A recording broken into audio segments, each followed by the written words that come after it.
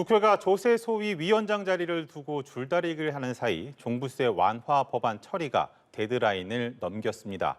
납세자들의 혼란이 예상되는데요. 한편 원달러 환율이 장중 1,330원을 넘어 오후 한때는 1,340원 선까지 돌파했는데요. 관련 내용 김대종 세종대 경영학부 교수와 짚어보겠습니다. 어서 오십시오. 예, 안녕하십니까. 네, 국회에서 이른바 종부세 완화 법안 처리가 늦어지고 있습니다.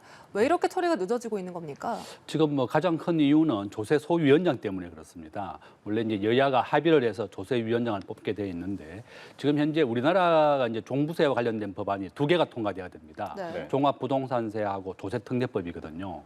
지금 현재 여야 간의 합의에 문제가 없는 것은 뭐 일시적인 이주택, 보통 이사를 위해서 이제 집을 한 개 더 산 경우는 1주택으로 간주하는 경우라든지 또 상속으로 받은 주택이라든지 또 농가주택 같은 경우에는 1주택으로 간주해서 종부세를 완화해 주자고 하는 합의가 되어 있는데 이게 조세 소위원장 보통 이제 지금 현재 여당과 여당의 위원장 박태출 의원이 위원장을 맡고 있는데 야당에서는 조세 소위원장만큼은 우리 야당에서 해달라 그러는 거고 또 관례에 따라서는 여당에서는 우리가 또 해야 된다고 주장하고 있는 거죠.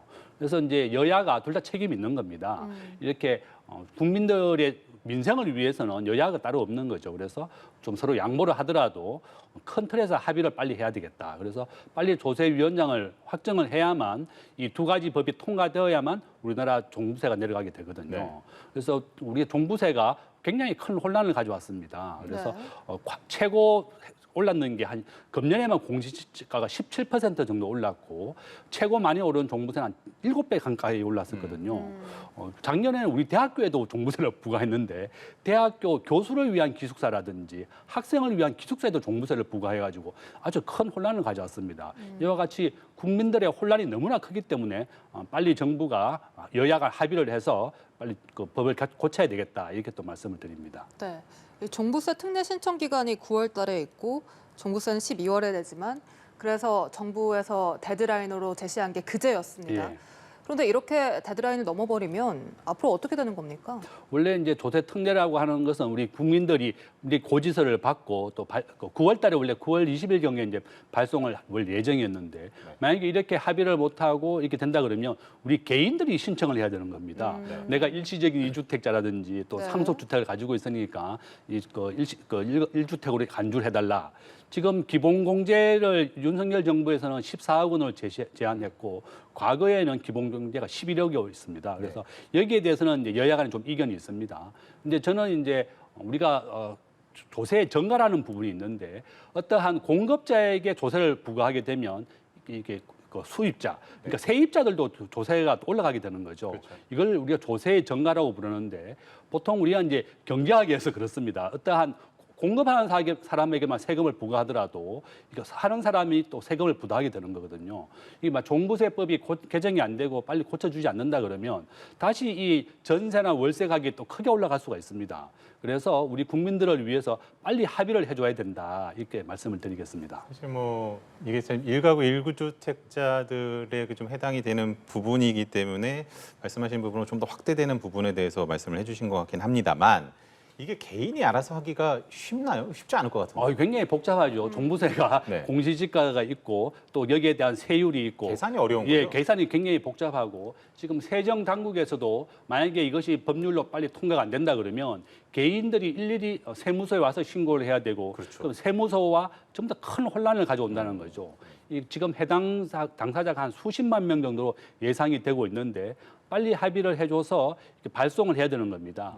우리가 종부세는 금년 12월 1일 날 납부를 하게 되거든요. 네. 12월 1일부터 15일 날 하는데 9월 중에 지금 저희들이 조세 특례와 관련해서 안내문을 발송을 해야 되거든요. 그러니까 만약에 이것이 빨리 합의가 안 된다 그러면 큰 혼란을 가져오고 이 국민들 생활에 큰 불편을 가져오기 때문에 지금 문제가 된다 이렇게 말씀드릴 수 있죠. 네. 그런데 이렇게 계속 지지부진하면 결국 없던 일로 되는 것이 아니냐 이런 일각의 우려도 나옵니다. 저도 제일 큰 걱정입니다. 이와 같이 이제 이사를 위한 일시적인 1주택이라든지 아니면 뭐 농가주택이라든지 또 상속주택 지금 우리나라에서 3억 원 이하에 대해서는 아예 그냥 1주택으로 간주하자 이렇게 법안의 골자가 되어 있는데 이것이 대해서 빨리 합의를 해줘야 되는 거죠. 지금 현재 앞에서 말씀드린 것처럼 법인이라든지 대학에 대해서도 종부세가 크게 부과되었어요. 그래서 우리가 문재인 정부에서 가장 크게 많이 올랐던 게 이 종부세 관련된 법안인데 이 세금이 오르게 되면 이게 전부 다 우리나라에서 집을 가진 사람과 안 가진 사람이 5대5 정도 됩니다. 네. 그러면 전세나 월세가 크게 가장 오른 이유가 세금이 올랐기 때문에 그렇다. 그러면 집주인에게 세금을 부과하게 되면 세입자에게 세금을 전가하게 되는 겁니다. 그래서 미국이나 선진국에서는 항상 세금을 올리더라도 물가 인상률 2%를 감안해서 올리거든요. 근데 앞에 이제 문재인 정부에서 너무 과도하게 세금을 올렸기 때문에 국민들의 큰 불편을 가져왔고 큰 어려움을 겪었다. 그래서 정부에서도 이 담세 능력, 세금을 납부하는 사람이 세금을 감당할 수 있는 범위 내에서 세금을 부과해야지 이 징벌적인 세금을 부과했기 때문에 아주 국민들이 큰 혼란을 겪었죠. 그래서 결론적으로 이 징벌적인 세금을 고치자고 하는 것이 이번 종부세법의 개정 내용입니다. 그래서 이러한 문제점이 워낙 많이 발견되었기 때문에 이런 이사를 위한 일시적인 이주택이라든지 농가주택 이것은 진짜 우리가 그 집에 한 가구 있는데 강남의 집은 한 가구가 40억, 50억 하는데 지방에 두 주택이 있다고 해가지고 이 종부세를 중과하게 된다는 것은 큰 오류가 있는 거죠. 예. 그래서 결론은 빨리 여야가 종부세법을 고쳐라. 국민들을 위해서 민생을 위해서 해결해야 된다. 이렇게 말씀을 드립니다. 감투 싸움하고 있을 때가 전혀 아닌 것 같다는 생각이 좀 드네요. 예. 그리고 원달러 환율이 장중 1,340원을 돌파했습니다. 이것이 과연 정점일지 아니면 아직도 정점이 더 남아있는지도 궁금합니다. 저는 뭐 정점이 더 남았다고 봅니다. 지금 현재 미국의 연준의 물가가 8.5% 나왔거든요. 네. 미국의 연준은 물가가 2%될 때까지 기준금리를 계속 올리겠다고 그랬습니다. 아마 이번 달에도 기준금리를 한 0.75 정도 또 올릴 예정으로 되어 있는데요. 그러면 우리나라 환율은 더 오르게 될 겁니다. 아마 이제 환율은 아마 1,400원까지 가까이 갈 수도 있는 상황인데 네. 저는 제일 큰 우려가 되는 것이 이 국제금융의 위기는 반복되어 일어납니다. 네. 지금 현재 한 수십 개 나라가 외환 위기를 겪고 있는데 아르헨티나가 지금 9번째 외환 위기를 겪고 있고요. 스리랑카, 파키스탄, 또 터키 전부 다 환율이 2배 정도 오르면서 국가가 파산이 직면했습니다. 그래서 우리나라도 지금 현재 전체 외환 보유고 한 4,500억 달러 정도 되는데 뭐 한국은행은 안심해도 된다고 항상 얘기하고 뭐 매달 외환 보유고가 사상 최다라고 하지만 국가 경제 자체가 성장하기 때문에 외환 보유고는 증가할 수밖에 없습니다. 그런데 전체 외환 보유고 4,500억 달러 중에 현금은 4%밖에 안 됩니다.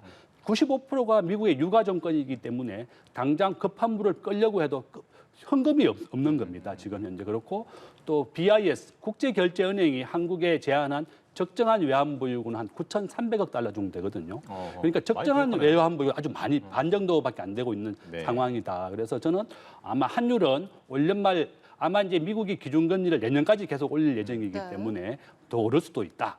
그렇게 예상이 됩니다. 사실 뭐 미국이 기준금리 올리면 저 우리나라 역시도 기준금리를 따라 올릴 것이고 그러면 뭐 대출금리 올라가서 부동산까지도 영향이 적지 않겠다라는 생각이 드는데 자 이제 마지막 주제를 한번 좀 여쭤보겠습니다. 이제 뭐 예대 마진이라고 그러죠. 이제 예금금리나 대출금리의 차이를 이제 오늘부터 이제 은행연합회 홈페이지에다가 공시를 하게 됐는데 이게 사실은 과도한 이자 장사했다. 결국엔 기준금리 경제 안 좋아서 기준금리 올린 거를 은행들이 이자 장사를 했다라는 비판들이 많았던 게 사실이거든요. 해소가 되겠습니까? 저는 뭐 조금은 도움 될 것이라고 봅니다. 지금 현재 우리나라 은행도 좀 문제죠. 전체 수입의 90%를 전부 다 예금과 예대 마진으로 놓였습니다. 그러니까요. 예금 금리는 찔끔 올리고 대출 금리를 크게 올려가지고 이제 수익을 많이 보존해왔던 게 문제거든요.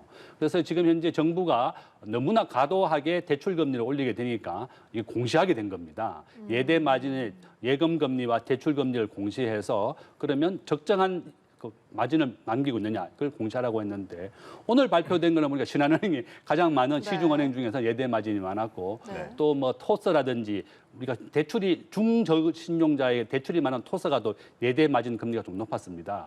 저는 자금이라고 하는 것은 필수제입니다. 아무리 금리가 높아도 우리 국민들이나 기업은 빌릴 수밖에 없거든요. 그래서 정말 은행이 너무 앉아서 돈을 벌려고 해서는 안 되겠다. 우리나라는 지금 현재 제조업으로는 세계 5위 정도의 경쟁력을 가지고 있는데 국제금융의 금융 경쟁력은 세계 30위권입니다. 은행 스스로가 굉장히 수입을 다양화하고 다양한 분야에서 수익을 발굴해야지 앉아서 돈을 벌려고 한다. 기준금리가 오른 만큼 예금금리는 조금만 올리고 대출금리, 이 가상금리를 많이 올려가지고 마진을 많이 남겨있기 때문에 은행이 최근에 수조 원의 이익을 남겼거든요. 그래서 정부가 이렇게 예대 마진을 공개하게 된다 그러면 많은 국민들이 이용하는 국민들이 금리가 저렴한 은행을 이용하게 될 것입니다. 네. 그래서 이렇게 예대 마진을 공개는 우리 국민들의 후생에 도움이 될 것이다. 그렇게 전망이 됩니다. 그러면 이 질문 한번 드려볼게요. 그러면 사실은 그 과도하게 좀 가계대출이나 이런 게 너무 많이 증가하다 보니까 정부 기조 자체가 어찌 보면 대출을 좀 억제하는 그런 방식이었고 그러다 보니까 이제 조건을 까다롭게 한다든지 금리를 좀 높인다든지 좀 제약을 많이 거는 그런 방식이었는데 사실은 그러다 보니까 사람들이 이미 시중에 유동성이 넘치고 그러면 위험 자산에다가 많이 투자하고 이런 경우가 있지 않습니까? 이게 만약에 예금 금리가 많이 올라가게 된다면 그래서 대출 금리와 어쨌든 차이는 나겠지만 많이 줄어든다면은 지금 위험 자산에 뛰어든 자금들을 좀 흡수하는 효과도 있겠습니까? 저는 지금 현재 우리나라 대출 금리가 한 지금 7% 정도까지 네. 왔거든요. 대출 금리가. 그런데 이제 보통 우리가 부동산 시장에서 7, 8% 넘어가게 된다 그러면 수익성이 없다고 해서 부동산이 좀 내리고 있는 겁니다. 지금 은행의 대출 금리가 7%가 넘어가게 되니까 부동산 시장도 굉장히 하락을 하고 있고 주식 시장도 크게 하락을 했습니다. 이와 같이 그런데 지난 한 40년간을 제가 분석을 해보니까 은행 이자는 계속 우하향했습니다. 이와 같이 코로나라든지 최근에 미국의 달러를 6조 달러를 미국이 풀었었거든요. 그래서 미국이 6조 달러를 풀어서 물가가 너무 많이 오르기 때문에 시중에 있는 달러랑 돈을 흡수해서 물가를 잡겠다 이렇게 된 겁니다. 그래서 결론은 우리나라 이 대출 금리는 앞으로 한 2년 정도는 더 오르겠지만 네. 앞으로 다시 또 우하향하게 될 것입니다. 그래서 앞으로 이제 대출을 받으시는 분들은 앞으로 한 1년, 2년 정도는 더 오르겠지만 장기적으로 봤을 때는 금리는 우하향한다. 이렇게 또 말씀을 드리겠습니다. 네, 알겠습니다. 지금까지 김대중 세종대 경영학부 교수와 이야기 나눠봤습니다. 오늘 말씀 고맙습니다. 수고하셨습니다. 예.